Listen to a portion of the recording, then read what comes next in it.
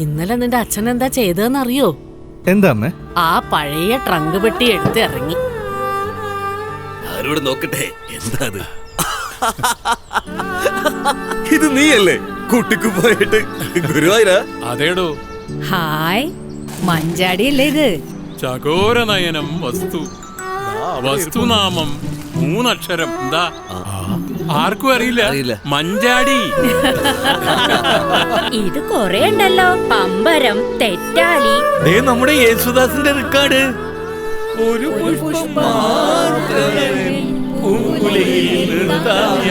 എന്താ ഇവിടെ ആകെ ബഹളാണല്ലോ. എന്നാ പിന്നെ നമുക്കൊന്ന് മാറ്റി പിടിച്ചാലോ? ഇനി നിങ്ങളുടെ ലവ് സ്റ്റോറി ആയാലോ?